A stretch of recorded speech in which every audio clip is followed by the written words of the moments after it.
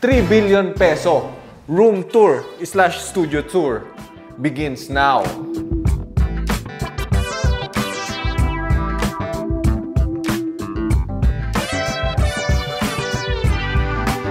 Stabins, aray. And yes, tama yung dinig niya, my dudes. That is billion with a B. Nagtataka siguro kayo bakit umabot ng ganun kamahal. Let me show you true affluence. Starting with our golden play button. 80 million pesos yan. And then, katabi ng golden play button, meron tayong silver play button, which, believe it or not, mas mahal siya. 120 million. Anyway, para dito sa ating shelf, I decided to go with a minimalist approach. But do not be fooled dahil looks empty. But it's not. Dito sa upper shelf is my most prized possession. Ang hininga ni Michael Jordan. Along with Michael Jordan's breath comes all other greats ng sports world. We have Tiger Woods, Ariana Grande, Adam Sandler. Now, what I'm about to show you, my dudes, ay isang top secret, high technology thingy-mabob. Ako lang yung merong ganito sa buong mundo, my dudes. Ho! It is a teleportation device. Papuntang ibang mga planeta. Yan, as you can see, Mars. Let me change. May app kasama to. Connect ko lang sa Bluetooth. Ayun na yung signal. Yan, yan. Jupiter. Gusto nyo Atlantis? Wait lang, Atlantis. May bayad yung Atlantis. Di bale. Rich naman tayo. Atlantis! Go! Let us move on. Dito.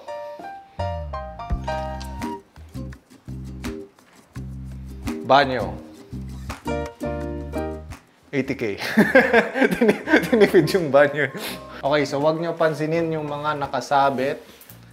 Kasi pag, gagamitin ko pa yan mamaya eh. You don't become a billionaire by always labahin your clothes. Magastos yun. So, yeah, ito yung ating toilet and bathroom na ensuite dito sa ating studio with some high-tech Brisolay sun shading devices, care of yours truly. Ako mismo nag-install nito. I'm very proud of this. Ayan. So, gusto nyo maliwanag? Naka-open. Bam! Privacy. That alone cost me 2 million pesos.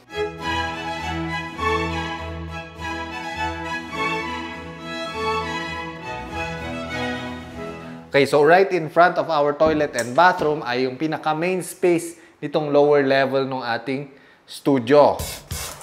Now, dito sa ating main space, meron akong isang desk na standing desk siya. Yon, oh, wow. Wow! Dito ako usually nag-shoot ng mga top-down na shots dito. Yan, meron tayong arm. Dito ko nilalagay yung aking mga mamahalin na camera. Yeah. And then, believe it or not, 80 million pesos. So yeah, ito yung ating pinaka-main desk kung saan ako umuupo after a long day's work of hard work. Now, sa likod nitong ating desk kung saan hirap na hirap akong isipin kung gaano ba ako ka-self-made ay meron tayong storage here containing all of my valuables. Gucci construction hat made of real pearl. Another expensive Louis Vuitton hat. Ito. Hard hat din to. Yan, meron siyang plastic at mga cushion dyan. And then meron tayo nito. Hard hat insert. Sinusuot sa mga regular cup na tulad nito para somewhat may protection ka pa rin sa site. Pinaka high-tech na yoga mat. Kahit hindi mo gamitin, papayat ka. Yung sabi lang nung nagbenta sa akin is, wag ka lang daw kakain ng 2 weeks. And then sa harap niyan, meron tayo nito for self-protection.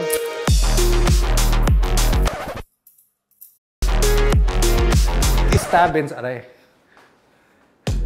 So sa tapat ng ating storage area at nitong ating thinking desk ay meron tayong electronic drum set. 200 million peso na e-drum set. Kasama yung shelf dun sa drum set, my dudes. May tumatama sa pa ako. Para saan ba to? Kaya pala pangit yung tunog. Dito sa likod ng ating electronic drum set ay meron tayong air purifier. Cause you know naman, habang nagda-drums ako, awesomeness just comes out of my pores at sa ibang mga butas sa katawan ko. So, okay na meron tayong air purifier dito. And then, sa tabi ng air purifier, meron tayong NAS. Diyan, ayan. Network Attached Storage. So, sobrang cutting edge of the bleeding edge itong network attached storage natin. 50 million pesos yan. 30 terabytes yata, which is so much terabytes, I cannot believe it. Anyway, sa tabi nitong ating NAS ay meron tayong wireless router, which believe it or not, Wi-Fi 6 yan. Which is 5 more Wi-Fis than you guys. Kaya mahal yan eh, mga 2 million pesos yung router pa lang na yan. Now, sa taas nitong ating high-tech zone ay meron tayong another pure gold bullion. Ganon yung tunog ng tunay na gold. Puta, maalikabok. Oh! Right across our electronic drum set ay meron tayong racing simulator. Alright. How to turn it on is a mystery to me. Pero dito tayo nagpa-practice kung paano takasan yung ating mga responsibilidad.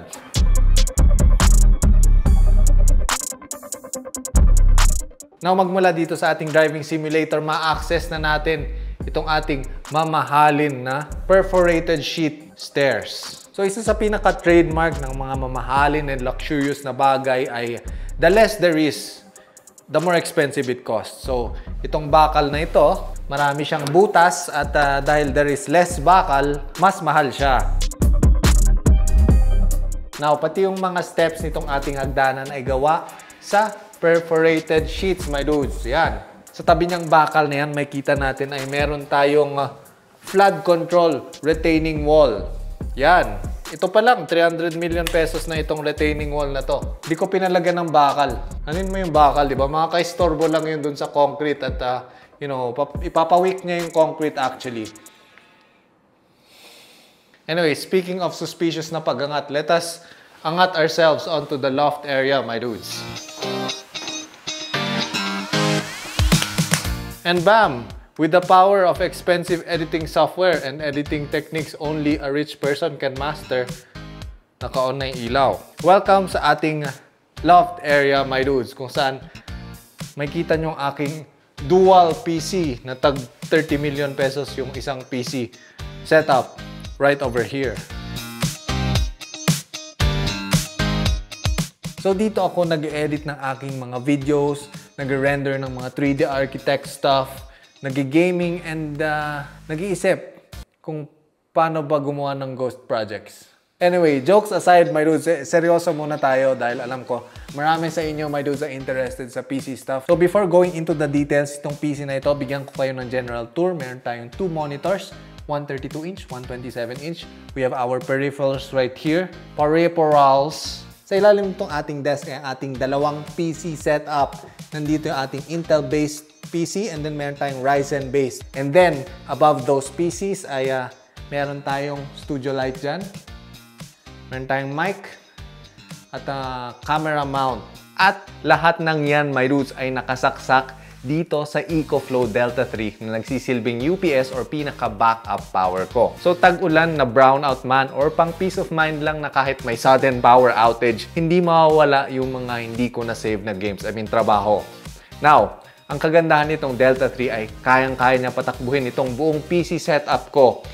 Actually, kahit dalawang PC pa yung naka-on, kayang-kaya niya kasi may 1,800 watts power output siya na kaya tumaas hanggang 2,400 watts with X-Boost and up to 3,600 watts surge, which at that point, kaya na niya patakbuhin kahit anong appliance dito sa bahay with the exception of the water heater. Anywho, at most, pag nagre-render ako ng 3D scenes or nag-export ng video, my dudes, ay kumakain itong PC natin at itong dalawang monitors ng up to 400 to 600 watts. So, hindi man lang pagpapawisan yung Delta 3, my dudes. Kaya niya suportahan itong PC ng up to 1 hour to 1.5 hours. Pero, walang kwenta yun kung mabagal ang power switching nito pag nag-brownout. Luckily, may less than 10 milliseconds auto switch yung Delta 3 from AC to battery pag na-detect niya na nawalan ng kuryente na nanggagaling sa grid. Now, testingin natin yan, my dudes. Let us hugot the plug. And bam! As you can see, naka-on pa rin yung ating PC. If you don't want to believe me, ayun. Wala nang nakasaksak. And makita natin sa app, nakasabi, discharging na siya. And, wala nang input. Unlimited power! Now, na-appreciate ko yung LCD screen ng Delta 3 kung saan kita mo yung power draw ng mga nakasaksak at kung gaano pa katagal yung remaining time bago ma-deplete yung kanyang battery. Which tulad ng pinakita ko kanina, kita rin natin yung mga info na ito dun sa EcoFlow app sa ating phone. So kahit wala ako sa bahay, kita ko kung brownout or kung may nakikigamit pa sa aking PC. Anyway, maraming ibang use cases pa itong Delta 3 if it seems overkill siya bilang UPS. Now, pwede pa ito magamit, my dudes, pag nagsa-site visit ako to power my laptop or kahit anong mga power tools. No problem. So, kumpleto pa yung I/O nito, my dudes. Sa harap, may 4 tayo na AC outlets dyan. 2 USB-A at 2 USB-C. Now, sa likod, meron tayong 1 car power port, 2 DC 5521 output, and may 3 inputs tayo, which may fast charge ito from 0 to 100 in under 1 hour. Now, ito yung pinaka-cool, my dudes. Kung nakikita nyo yung orange saksakan thingy na yan, pwede tayo magsaksak dyan ng solar panel para hindi na tayo mangangambang maubusan ng battery sa site. Now, best of all, free power ang solar power. Now, ang kagandahan nito, my dudes, ay plug and play lang siya. No need to do the maths kung ilang kilowatt positive, negative charge solar ba. Basta EcoFlow din yung panels na gamit nyo, saksak lang and magcha-charge na siya. Not to mention, may 10 years lifespan yung battery nito, my dudes, at may 5-year warranty and expandable siya up to 5 kilowatt hours. Best of all, currently may discount ang EcoFlow Delta 3. So for more info, check the links down in the descriptions below, my dudes. Now, para sa mga nerdy guys na tulad ko na interesado sa mga PC tech specs and other stuff like that, ay explain ko na yung aking setup. So, in front of our monitors ay nandito ang ating mga peripherals. One of my favorite keyboards, I believe this is the Rainy 75. Rainy siya kasi may cloud dun sa likod. Ayan. Kaya siya rainy and it's called 75 kasi yung layout na ganito, 75% nung keyboard yan. Meron siyang napakagandang backplate na once a year ko lang nakikita pag nagdi-deep cleaning ako. Ito yung tinatawag nating kinrumple na Chocomalos wrapper. For our mouse ay ang aking Logitech G Pro super light. Now for my audio ay meron ako ito, Oki. Magaan siya at hindi sumasakit yung tenga ko. And okay na rin yung sound niya as long as tama yung orientation niya na nakatutok sa air canal mo yung 2 butas na yan. Anyway, let us move on from that. Dito sa tabi nitong ating 2 screens, dito natin makikita ang aking repurposed na monitor arm. So actually monitor arm ito. Yan, pero kinabitan ko lang siya nitong tripod ball head na may hawak na DJI Osmo Pocket 3. So ito yung ginagamit ko na pinaka-webcam. And then, ito yung ating mic. I believe this is the Elgato Wave. And then meron tayong dito studio light. Di na ako gumamit ng malaking umbrella payong thingy na tulad nito. Yan. Cause as you can see ay halos walang space dito. So ang ginawa ko na lang, tinake advantage ko yung white na wall natin, which is by the way painted with flat white na Acrytex. So, ang kagandahan ng flat white ay very diffused and soft yung light na magbo-bounce sa kanya. So, as you can see, para akong sumakabilang bahay na sa liwanag niyan. Let us talk about the PCs, my dudes. So, para dito sa ating main PC, I believe yung CPU niya ay Intel 12 Gen 12900K na processor, RTX 3080 graphics card, and then, naka-liquid cooler lang tayo na all-in-one. Yung second PC natin ay, ayan, sobrang liit lang. SFF yan, or small form factor na PC na Ryzen 9 5950X. And naka-water-cool din siya, naka-RTX 3080 din. And in-on ko usually 2 magkasabay pag very busy tayo na kailangan may edit akong video and then may kailangan din ibigay na details sa mga workers. Although, basically, kaya na nitong PC na isa lang eh. Lahat ng trabaho ko, pero That won't be baller. Isa lang yung PC mo. Yeah. Budgetarian. So, dalawa yung PC ko. Let us move on. Sa tabi nitong ating workstation PC ay meron pa tayo isa pang PC. Ito, meron tayong laptop dito with an RTX 4080 GPU and Intel Core Ultra 9 something processor. Dapat pang gaming ko to eh. Pero ang nangyayari, my dudes, ay dito ako nagpe-play ng mga videos habang ginagawa ko isa kong hobby, which is only for the ultra nerds. Bam! Ayan. So, ito yung aking Warhammer painting station. Ayan, meron akong work in progress ngayon. Stormcast Eternals ito, my dudes. Pasikat ko yung isa sa mga natapos ko na. Actually, isa to sa mga una kong Warhammer. Focus. Yan. There we go. Ang ating Warhammer painting station. Nandito yung mga work in progress ko. And then sa ilalim, nandyan yung ating mga paints. At mga paintbrush na medyo inamag na kasi matagal na tayong hindi nakakapag-paint. So kung nandyan pa kayo, most likely interesado kayo sa computer peripherals. Meron tayo dito, Ayula F75. So F75 kasi 75% keyboard ulit siya. Sa mga favorite parts ko dito sa Ayula F75 ay yung tunog niya.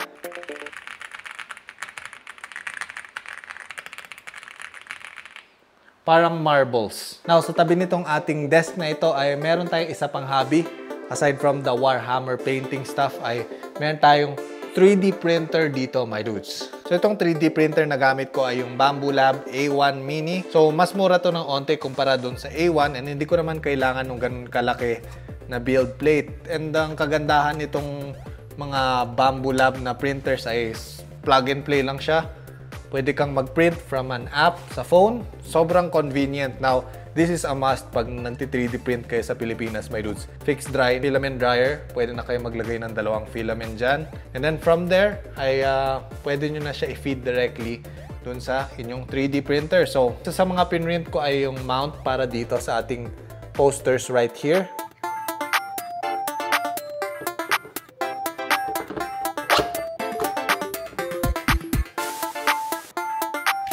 Anyway, ito na yung pinaka-last area ng ating studio, my dudes. Basically, pang backdrop lang ito pag nagre-record tayo ng mga reaction videos dun sa ating main PC. Meron pa pala ako nakalimutan. Ayan. Sa tabi nito, meron tayong storage. Bam! Hidden storage. Mukha siyang wall, pero storage siya talaga. Diyan ko tinatago ang mga pinakamamahaling collectible cards ko. Meron tayong Monkey G. Dragon. Hindi ako nanonood ng One Piece pero niregalo sa akin ng isa sa pamangkin ko.